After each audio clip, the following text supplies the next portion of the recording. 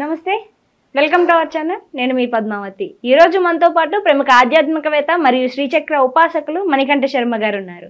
నమస్కారం గురుగారు. పరమేశ్వరార్పణమస్తు. గురుగారు, ఇంట్లో పూజ చేసే సమయంలో మనకి ఎటువంటి సంకేతాలు లేదంటే ఎటువంటి సూచనలు కనిపించినా కూడా ఇది శుభ సూచకం, ఇక నుంచి మనకు అన్ని మంచివే, దేవుడు కరుణించాడని చెప్పడానికి ఎటువంటి సంకేతాలు కనిపిస్తే ఇది శుభం అని చెప్పచ్చు అంటారు? అసలు వాస్తవానికి వేకువజామున దగ్గరని ప్రారంభం చేసుకుని 7 గంటల్లోపు చేసే పూజ ప్రథమైన విశిష్టమైన పూజ.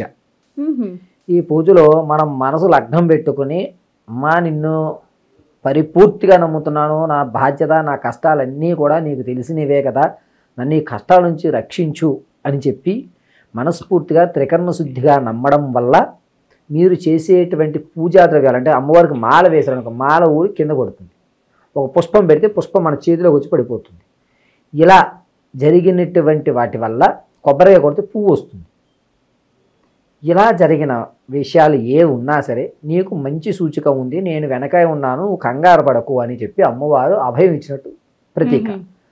ఇలా పూజ చేస్తున్నప్పుడు చెయ్యి తొత్తులబడి దీపారాధన కింద పడిపోయినా, పసుపు కుంకుమ నేల కొలిగిన, అమ్మా నీకు ఇబ్బంది కలగడానికి ఎదురుకుండా ఏదో ఒక ప్రమాదం ఉంది, కంగారు పడకు, నేనున్నాను అంటే అశుభ సూచకానికి ఆవిడే ఉంటుంది, శుభానికి ఆవిడే ఉంటుంది. ఇక్కడ ఏమవుతుంది అంటే శుభ సూచకం దగ్గరికి వచ్చేసరికి మనం గుండెల మీద చేసుకుని పడుకోవచ్చు. అశుభ సూచకం దగ్గరికి వచ్చేసరికి జాగ్రత్తగా ఉండు అంటే పెద్ద ప్రమాదం కాదు, చిన్న ప్రమాదంతో అయిపోతుంది.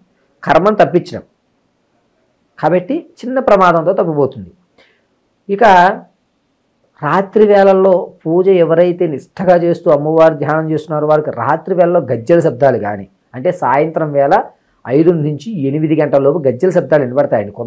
కొన్ని ఇళ్లల్లో ఈ రోజులకి కూడా అనుష్ఠాన పర్యంతం చేస్తూ ఉండడం వల్ల ఆ పాజిటివ్ వైబ్రేషన్స్ వల్ల అమ్మవారు నట్టాడుతూ ఉంటుంది, అలా తిరుగుతుంది, చిన్నపిల్ల స్వరూపంలో గజ్జలు కట్టుకుని తిరుగుతుంది. కొన్ని దేవాలయాల్లో ఉన్నటువంటి వ్యవస్థ ఎలా ఉంటుందో ఇంటిని కూడా అలాగే చూసుకుంటారు కొంతమంది. అలా ఉన్నటువంటి ఇండ్లలో గాజుల శబ్దాలు కూడా వినబడతాయి, గజ్జల శబ్దాలు మామూలుగానే వినబడతాయి.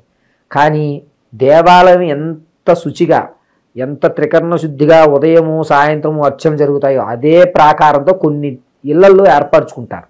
ఇంకా వారేంటంటే దేవుడు ప్రథమం తర్వాతే మిగిలినవి అన్నటువంటి కొన్ని ఇల్లులు ఉన్నాయి ఈ రోజుకి. ఆ ఇంట్లో ఖచ్చితంగా 4:30 దీపం వెలుగుతూనే ఉంటుంది, సాయంత్రం వేళ 6:30 దీపం వెలుగుతూనే ఉంటుంది. ఇలాంటి కొన్ని ఇల్లులు ఉన్నాయి. ఇలాంటి వాళ్ళ ఇళ్లలో గాజుల శబ్దాలు, గాజులు గల్ గల్ గల్లు, గజ్జల శబ్దాలు ఇవన్నీ కూడా వినబడటం వల్ల అమ్మవారు పరిపూర్తిగా ఆ ఇంట ఉంది అనేటువంటిది లెక్క.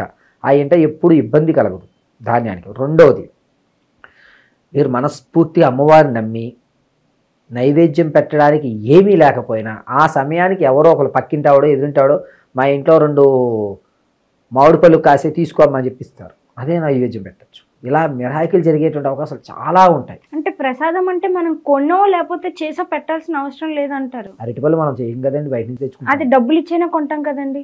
ఆ ధనం ఇచ్చేది అమ్మవారు, ఆ ధనం ఇచ్చేటువంటి వ్యవస్థ నడిపేదే అమ్మవారు. అర్థమైందండి? మనం ఇప్పుడు ఏదన్నా సరే అది అమ్మవారే ఇస్తుంది. నైవేద్యం అంటే నువ్వు పులిహోర చేయాలి, ఇంట్లోనే చేసుకోవాలి. రోజు నైవేద్యానికి అరటిపండు, కొబ్బరి లేదా మిశ్రి, బెల్లం, అటుకులు ఇవి పెట్టుకోవచ్చు. రోజు మనం చెయ్యం కదా, విశేషమైన రోజులు విశేషంగా చేస్తాం. అమ్మవారికి ఇష్టమైనటువంటి పరవాన్నం, దద్దోజనం, పులిహోర, చక్కెర పొంగలి ఇటువంటి రోజు చేయంగా. రోజు ఏదో ఒక ప్రసాదం పెట్టాలి కాబట్టి బెల్లం, మిశ్రి, పటికి బెల్లం అంటారు, లేదా ఒక పండు, ఇది ప్రతీక. మన దగ్గర ఇప్పుడు ప్రస్తుతానికి ఏంటంటే ఇవాళ సాయంత్రం ఆఫీస్ నుంచి రావడం లేట్ అయింది, అర్చన చేసుకున్నాము, రేపు తెల్లవారుజామున 8 వరకు 7 వరకు ఏ పళ్ళు దొరకవు. అప్పుడు అమ్మవారు ఉందని నువ్వు నమ్మితే పక్కింటి ఆవిడ వచ్చి 2 అరటిపళ్ళు ఇస్తుంది.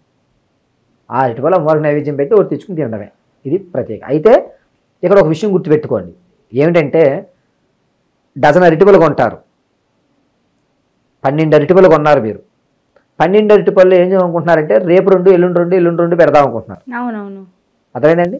ఈలోగా మీ పిల్లవాడు ఒక అరటిపళ్ళు తింటానంటాడు. అప్పుడు ఏం చేయాలి అంటే 6 అరటిపళ్ళు తీసేసి మీ ఇంటి కుటుంబానికి 6 ఇచ్చేయండి, ఇంకొక 6 పక్క పెట్టుకొని ఈ 6 అమ్మవారికి పెట్టండి. అంతే తప్ప ఈ 12 ఒకటి వీడికిచ్చి 11 తీసుకొచ్చి నైవేద్యం పెట్టకండి. 6 తొంపేసేయండి, ఇబ్బంది ఏమీ లేదు. వాడి ఆకలి తీర్చేది అమ్మే. కాబట్టి మీరు తెచ్చే ఫలంలో మొట్టమొదటి ఫలం అమ్మవారికి సపరేట్గా పెట్టేసుకుని తర్వాత మీరు ఏర్పరచుకోండి. ఇలా చేయడం వల్ల అమ్మవారి అనుగ్రహం కలుగుతుంది. తదనంతరం ఏంటంటే మీరు ఎంత శ్రద్ధగా అయితే పూజ గావిస్తారో మీ యొక్క ఇంట్లో ఉన్న విగ్రహాల్లో ఒక వైప్ వస్తుంది, అంటే ఒక వైబ్రేషన్ కనబడుతుంది, చూడగానే ఒక కళ కనబడుతుంది. ఫొటోస్లో ఆర్ఆర్ అంటారు. ఇలా వెనక భాగంలో అంతా కూడా ఒక వైట్ షేడ్ వస్తుంది. కొంత బయట నుంచి ఎవరైనా ఒకరు వచ్చి ఈ విగ్రహం బాగుందని ముట్టుకునేసరికి ఇలా జర్క్ వస్తుంది, అంటే ఒక షాక్ లాగా అనిపిస్తుంది. అలా ఉన్న అమ్మవారు ఉన్నట్టే. అన్ని విగ్రహాలు అందరినీ ముట్టుకోనివ్వరు. మన ఇళ్లల్లో నిత్యము పరమశివుడికి అభిషేకం చేస్తున్నారనుకోండి, ఆ నీళ్లు పోస్తున్నప్పుడు మీకు మనసులో ఒక సాక్షాత్తు శివుడే కూర్చున్నాడు అనే ఆలోచన కలుగుతుంది. అదే పరిపూర్ణ సంకేతం. మీకు అమ్మవారు నేనున్నాను, పరమశివుడు నేనున్నాను పూర్తి సంకేతం అదే. తదనంతరం ఏంటంటే ఈ దేవుడి మందిరంలో మొత్తం అంతా కూడా ఏర్పాటు చేసుకుంటాం కదా. ఏర్పాటు చేసుకున్న తర్వాత మీరు ఏదైనా విషయం మర్చిపోయారనుకోండి, ఆవిడే గుర్తు చేసి ఆ పని పూర్తి చేస్తుంది. ఇది కూడా చాలా వరకు జరిగాయి. చాలా ఇళ్లల్లో నేను చూసిన చాలా ఇళ్లల్లో ఈ సమయంలో పచ్చకర్పూరం అని అనుకుంటే ఎవరో ఒకరు తీసుకొచ్చిస్తారు. ఇవి దేవాలయాల్లో జరుగుతుంటాయి. మా దేవాలయంలో ప్రతి నిత్యము ఒక అద్భుతమే. ప్రతిరోజు ఒక పుష్పం స్వామివారి దగ్గర కింద పడుతూనే ఉంటుంది. మా విజయ గణపతి దేవాలయంలో మీరు అక్కడ కోరిక తక్షణం తీరుతాడు. 21 రోజుల్లో మీ పని పూర్తి అయిపోతుంది. ఎక్కడండి ఈ దేవాలయం? మియాపూర్ ఏఆర్కే టవర్స్ దగ్గర విజయ గణనాథుడు దేవాలయం. నమస్కారం చేసిన మరుక్షణం మీరు అనుకున్న పనులు పూర్తవుతాయి. శ్వేత గణపతి అంటే తెల్లటి కుడివైపు తొండం తిరిగినటువంటి శ్వేత గణపతి దేవాలయం మా దేవాలయం. కాబట్టి అలా ఒక విగ్రహానికి మనం చేసేటువంటి మంత్రోచ్చారణ, అభిషేకము, అక్కడ సాధన వల్ల విగ్రహాలకి ఒక బలం ఏర్పరిచి మన కోరికలు తీరుతాయి. అందుకని తిరుపతి ప్రతి నిత్యము కూడా నారాయణ నామస్మరణ జరుగుతుంది. శ్రీశైలం ఈశ్వర నామస్మరణ జరుగుతుంది. విజయవాడ జై భవానీ దుర్గా ఏ నమః అని జరుగుతూనే ఉంటుంది. అలా వైబ్స్ ఉండడం వల్ల జరుగుతాయి. కాబట్టి ఇది పరిపూర్ణమైన సంకేతాలు. కొన్ని దేవాలయాలు కొన్ని సమస్యల్ని ఇలా తీసి అలా పక్కన పెట్టే దేవాలయాలు ఉన్నాయి. వాటి గురించి మనం చర్చిద్దాం. ఒక్కొక్క దేవాలయం విశిష్టత, అక్కడికి వెళ్తే మనకి జరిగేటువంటి ఫలితం, ఇవన్నీ కూడా రాని ఎపిసోడ్లో మనం చెప్తాం. నిజంగా గురువు గారు చాలా చక్కగా వివరించారు. మీరు వివరిస్తున్న కొద్దీ ఇంకా కొత్త విషయం తెలుసుకోవాలి అనే ఆరాటం అనేది నాలోనే కలిగేటట్టు చెప్పారు. నిజంగాను ధన్యవాదాలు గురువు గారు. అమ్మవారి అనుగ్రహం పరమేశ్వరార్పణమస్తు.